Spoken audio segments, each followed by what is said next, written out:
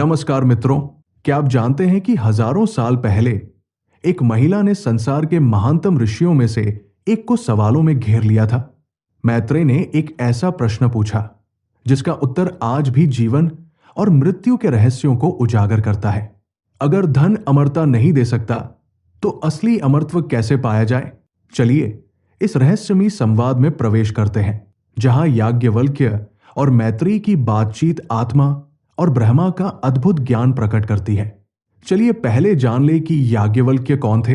याज्ञवल्क्य वेदांत दर्शन के प्रमुख ऋषि माने जाते हैं और उनका नाम बृहदारण्यक उपनिषद में विशेष रूप से उल्लेखित है। ये उपनिषद भारतीय ज्ञान परंपरा का एक महत्वपूर्ण ग्रंथ है, जिसमें आत्मा, ब्रह्मा और मोक्ष के रहस्यों पर विस्तार से चर्चा की गई है। याज्ञवल्क्य का उल्लेख वैदिक साहित्य में मिलता है। वे महान ऋषि वाजस्नेय के पुत्र थे और वाजस्नेय शाखा के प्रवर्तक माने जाते हैं, जो शुक्ल यजुर्वेद से संबंधित है। कहा जाता है कि याज्ञवल्क्य का संबंध विदेह के राजा जनक के दरबार से था। राजा जनक उस समय के एक विद्वान और ज्ञानी राजा थे, जिनके दरबार में बड़े बड़े ऋषि मुनि ज्ञान चर्चा किया करते थे। याज्ञवल्क्य का राजा जनक के साथ कई गूढ़ दार्शनिक संवाद हुआ, जो बृहदारण्यक उपनिषद में उल्लेखित है। याज्ञवल्क्य न केवल एक ज्ञानी ऋषि थे, बल्कि एक कुशल शिक्षक भी थे। वे अपने शिष्यों को वेदांत, आत्मा, ब्रह्मा और मुक्ति के रहस्यों का उपदेश देते थे।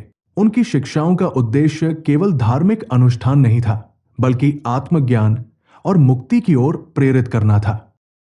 याज्ञवल्क्य का सबसे महत्वपूर्ण दर्शन है आत्मा ही परम सत्य है।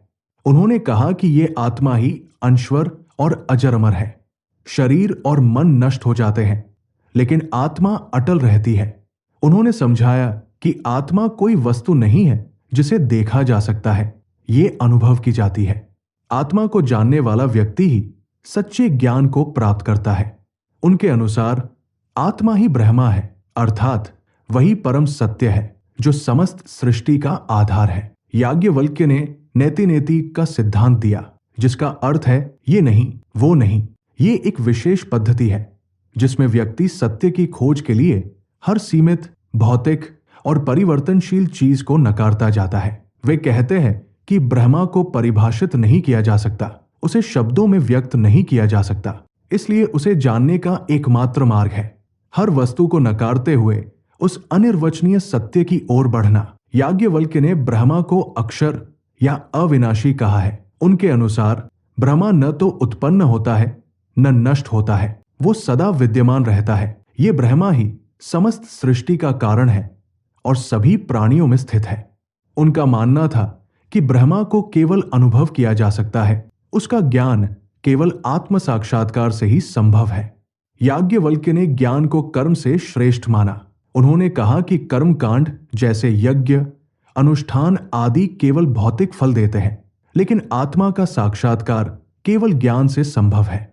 कर्म का क्षेत्र सीमित है, जबकि ज्ञान व्यक्ति को मुक्ति की ओर ले जाता है। उनका मत था कि सच्चे साधक को ज्ञान मार्ग अपनाना चाहिए, क्योंकि यही मोक्ष का वास्तविक मार्ग है। याज्ञवल्क्य ने संन्यास और वैराग्य को भी मुक्ति का मार्ग बताया। उन्होंने कर्मकांड और सांसारिक बंधनों से मुक्त होकर आत्मज्ञान प्राप्ति को सर्वोपरि माना।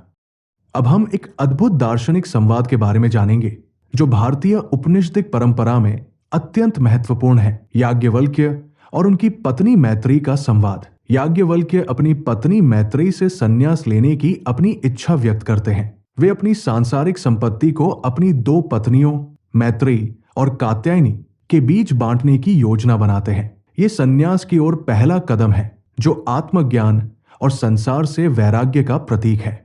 याज्ञवल्क्य का ये निर्णय दर्शाता है कि वे सांसारिक बंधनों से मुक्त होकर ब्रह्म ज्ञान की खोज में आगे बढ़ना चाहते हैं। मैत्रेय का चरित्र यहाँ महत्वपूर्ण है, क्योंकि वो सांसारिक सुखों से अधिक आत्मज्ञान को प्राथमिकता देती है। मैत्रेय इस संवाद के प्रारंभ में अपनी आध्यात्मिक जिज्ञासा प्रकट करती है। वे सवाल करती है कि क्या सांसारिक संपत्ति उन्हें अमरत्व प्रदान कर सकती है।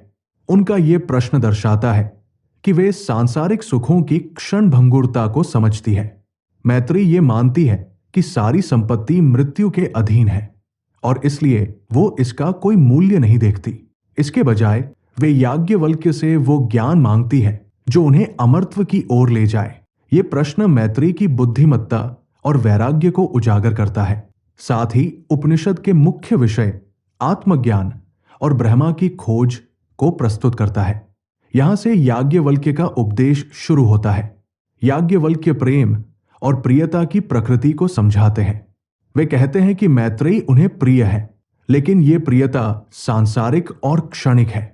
सच्ची प्रियता आत्मा से संबंधित है। आत्मा ही वो सत्य है जो अमर है और इसलिए आत्मज्ञान ही अमरत्व का स्रोत है। ये भाग सिखाता है कि सांसारिक प्रेम आत्मा की ओर ले जाने वाला एक संकेत है, लेकिन सच्चा प्रेम आत्मा में ही निहित है। तत्पश्चात याज्ञवल्क्य गहरा दार्शनिक सत्य प्रकट करते हैं। वे कहते हैं कि हम जो भी प्रेम करते हैं, पति, पत्नी या अन्य कोई, वो प्रेम वास्तव में उस व्यक्ति या वस्तु के लिए नहीं बल्कि आत्मा के लिए होता है। आत्मा ही वो केंद्र है जहां सारा प्रेम और आनंद समाहित है। उदाहरण के लिए, पति का प्रेम पत्नी के लिए नहीं बल्कि उस आत्मा के लिए है जो पत्नी में प्रकट होती है। ये श्लोक हमें सिखाता है कि सांसारिक प्रेम आत्मा की ओर इशारा करता है और आत्मज्ञान के बिना सच्चा आनंद संभव नहीं है। ये विचार अद्वैत वेदांत का मूल सिद्धांत है कि आत्मा ही एकमात्र सत्य और आनंद का स्रोत है। तत्पश्चात याज्ञवल्क्य आत्मज्ञान की प्रक्रिया को समझाते हैं। वे कहते हैं कि आत्मा ही वो सत्य है जो सभी प्रेम और आनंद का आधार है। इसलिए आत्मा को जानने के लिए 4 चरणों का पालन करना चाहिए। श्रवण यानी उपनिषदों को सुनना, मनन अर्थात उनके अर्थ पर विचार करना, निदिध्यासन अर्थात गहन ध्यान करना और दर्शन मतलब आत्मा का साक्षात्कार करना। ये भाग अद्वैत वेदांत की साधना पद्धति को स्पष्ट करता है जो आत्मज्ञान के माध्यम से मुक्ति की ओर ले जाती है। यहाँ याज्ञवल्क्य मैत्रेय को सांसारिकता से ऊपर उठकर आत्मा की खोज करने का उपदेश देते हैं। उसके बाद वे आत्मज्ञान के परिणाम को दर्शाते हैं। याज्ञवल्क्य कहते हैं कि जब व्यक्ति आत्मा को जान लेता है तब सारा संसार आत्मा में ही समाहित हो जाता है। उस समय संसार की कोई भी वस्तु अलग से प्रिय नहीं रहती, क्योंकि आत्मा ही सब कुछ का आधार है। आत्मज्ञान के बाद व्यक्ति सांसारिक प्रेम और आसक्ति से मुक्त हो जाता है और उसे केवल आत्मा में ही आनंद मिलता है। ये श्लोक अद्वैत का सिद्धांत प्रस्तुत करता है कि आत्मा और ब्रह्मा एक ही है और आत्मज्ञान के बाद सारी द्वैत भावना समाप्त हो जाती है। तत्पश्चात याज्ञवल्क्य आत्मज्ञान के परिणाम को एक सुंदर उपमा के माध्यम से समझाते हैं।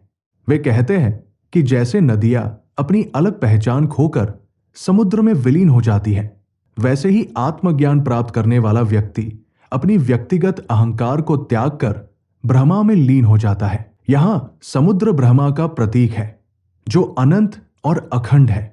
ज्ञानी व्यक्ति आत्मा और ब्रह्मा की एकता को समझ लेता है और उसका व्यक्तित्व ब्रह्मा में समाहित हो जाता है। यह श्लोक मुक्ति या मोक्ष की अवस्था को दर्शाता है। याज्ञवल्क्य कहते हैं कि जैसे सारा विश्व ब्रह्मा में समाहित है, वैसे ही आत्मज्ञान प्राप्त व्यक्ति भी ब्रह्मा में लीन हो जाता है।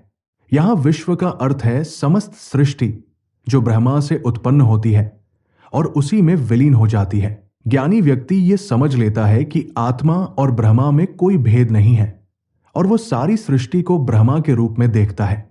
ये श्लोक अद्वैत वेदांत के सिद्धांत को और सुदृढ़ करता है कि केवल ब्रह्मा ही सत्य है और बाकी सब माया है। याज्ञवल्क्य और मैत्रेय का संवाद आज भी हमें यह सिखाता है कि आत्मा का अनुभव ही सच्चा अमरत्व है। धन, सत्ता और ऐश्वर्य हमें केवल क्षणिक सुख दे सकते हैं, लेकिन आत्मा का साक्षात्कार हमें अनंत शांति और आनंद प्रदान करता है। अगर आपको यह वीडियो पसंद आया हो तो इसे लाइक करें, चैनल को सब्सक्राइब करें और बेल आइकन दबाएं ताकि आप अगला वीडियो मिस न करें।